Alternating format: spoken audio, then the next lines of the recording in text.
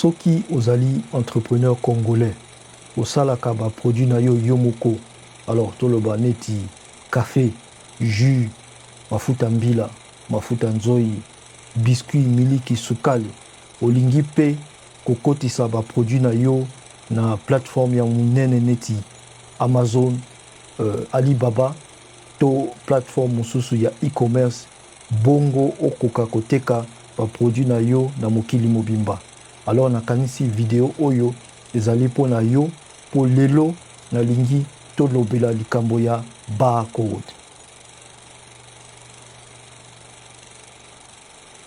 Mbote bandeko balandi ya chaîne, tokutani lelo lisusu po na lisolo ya sika. Liboso to banda na lingi botia ba like, bo commenter, bo s'abonner pe po ekosalisa algorithme eyeba audience na ngai pe eko proposer ba video na ngai. Alors, nasali chaîne oyo po na ko kabola mayele na communauté na biso. Alors, nazozela ba soutien na bino. Alors, po na kokota sikoyo na sujet. Na ba produit oyo bozali komona na liboso ya écran na bino. Eloko moko ezali na ba produit oyo nyonso bozali komona na liboso ya écran na bino. Fina pose meka koluka na sima na koyebisa yo.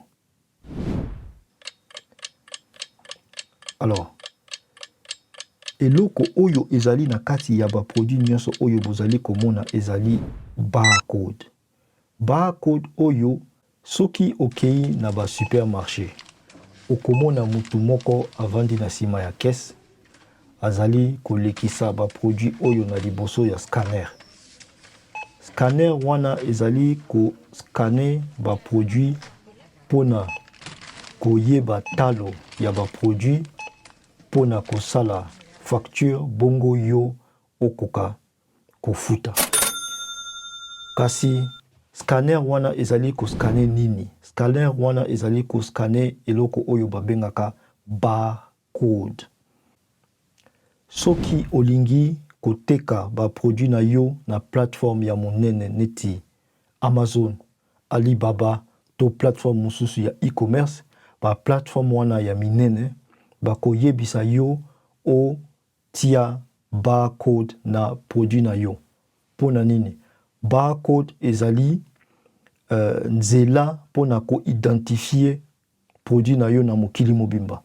Alors, ezali neti ngai na yo tozali na pièce ya identité pona koyeba penza ngai nazali nini, yo ozali nini. Kombo ya liboso, kombo ya libota, esika na botama na mukolo na botama. Alors na barcode wana pe ba information ezali na kati oyo eko yebisa ba consommateur penza produit oyo bazali kosimba na maboko na barcode oyo ezali nini, eko pesa identification définitive ya produit na mokili mobimba.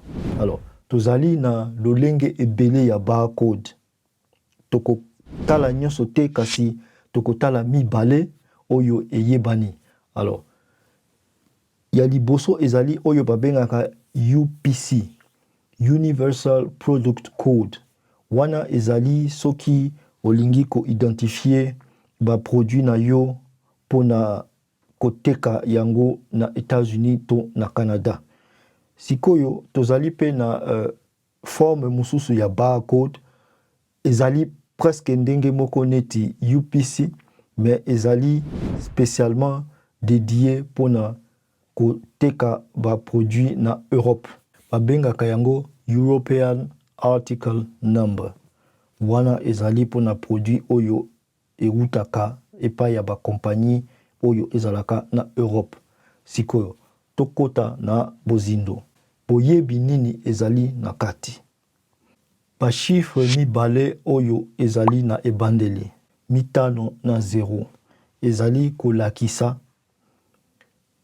barcode oyo ezali associé na mboka nini. Ekoki kozala États-Unis, ekoki kozala UK, neti awa 50 ezali UK, tuku mitano ezali UK. Malheureusement, na liste ya ba pays oyo okoki ko-associer barcode RDC ezali na kati te.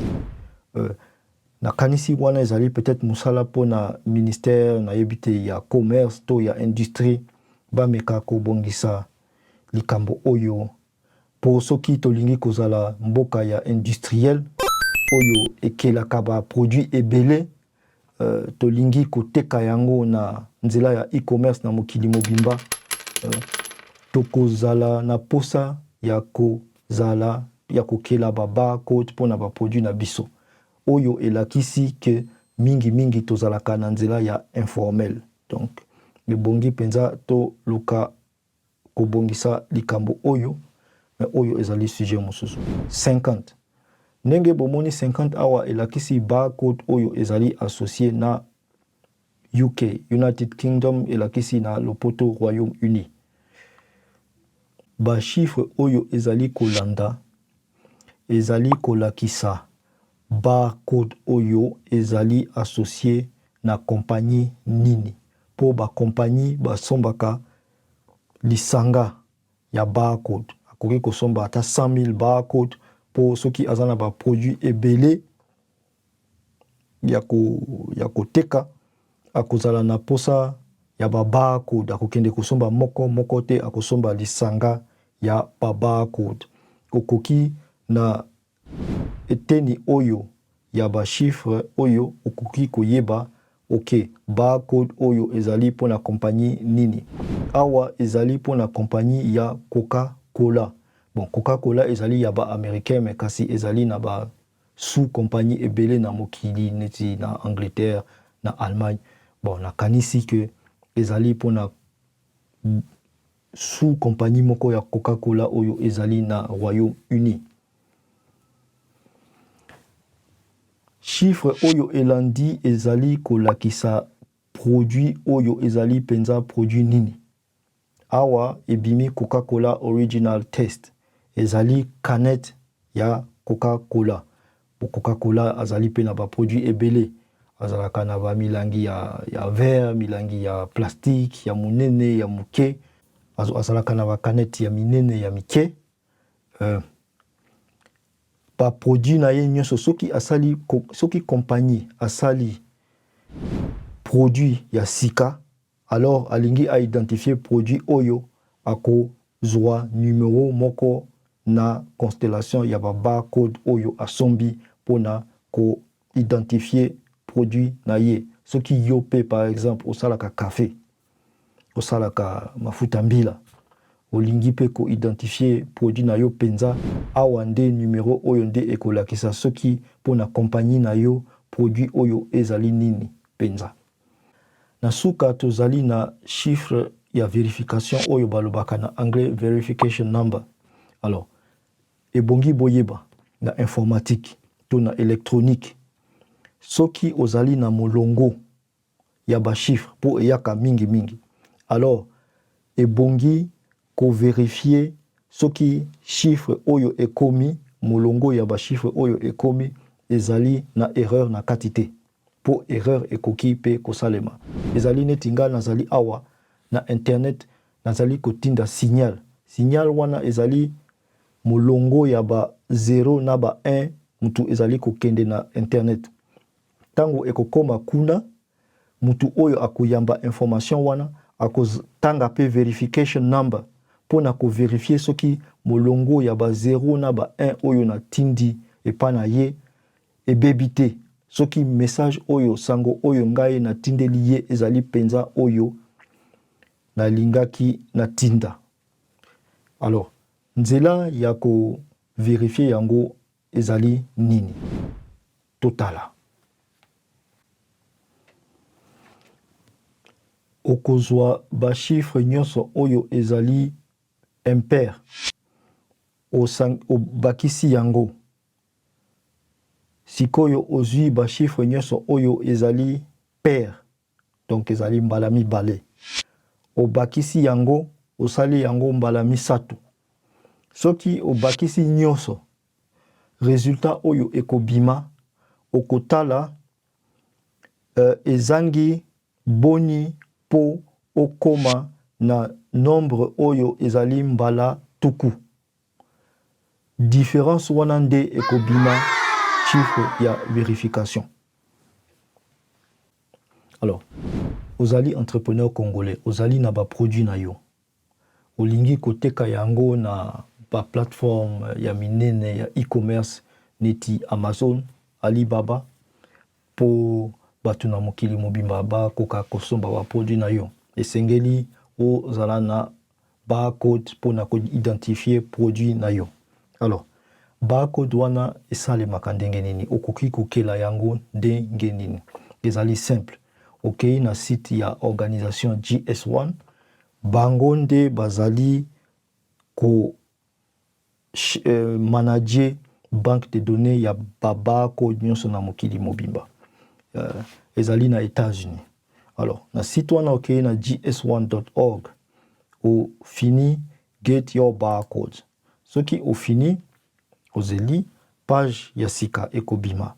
Na page wana bako yebisa yo opona mboka na yo po esengeli o associer barcode na yo na mboka ya compagnie na yo. Malheureusement, ceux qui oponi République démocratique du Congo bako yebisa yo moyen osala yango ezali te. Kasi possibilité ezali kozwa barcode number oyo ezali global. Donc ka oyo ezali kaka pona mboka na biso te bamboka bele pe baza na situation oyo, mais le lisanga ya ba barcode ezali pona na niveau ya global. Okopona yango o cliquer awa bakoyebisa yo o remplir formulaire. Baza na formulaire bakotuna yo soki olingi kofuta yango ndenge nini po barcode ezali pe na talo nango ezali ya ofelete. Alors okopona soki olingi carte de crédit to paiement na PayPal ou on a sélectionné par hasard awa PayPal. Au fini submit.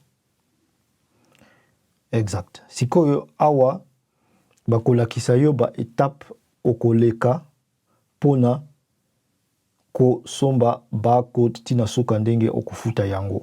Alors ba étape ezali ni nano kutanga ba information oyo balingi koyebisa yo. Ensuite okopesa ba information ya compagnie na yo. Ensuite okopesa ba contact ya personne na yo moko. Ensuite soki oza mutu ya santé, bon eza pe biloko esengeli o koma na kati. Okondima pe ba condition si mana suka pe ofuti yango na PayPal to na carte de crédit ndenge oponaki na ebandeli olingi kofuta yango ndenge nini barcode eko zala ya yo. Barcode bon ba talo na tali penza te me na kanisi ezali penza cher te okosomba yango mbala moko je crois $30 pour na barcode moko to $10 na yebili société wana botala bido moko okoki kosomba yango to okoki kosomba lisanga ya ba barcode na ba centaine de dollars ekozala ya yo ya libela soki ozali na posa nango lisusu te okoki pe koteka yango epa ya pona mutu mususu a zwa yango.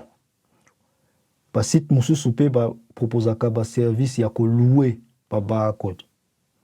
Donc bango basomba ba barcode ba bomba yango soki mutu alingi ko louer yango pona ba raison oyo ngana sali ko ignorer akoki ko louer yango. Voilà. Soki video oyo esepelisi yo ndeko na ngai ko bosana te ko tia like, ko linga video, ko tia ba commentaire, ko kabola video, ko s'abonner pe et salisa algorithme pe chaîne na biso ekola.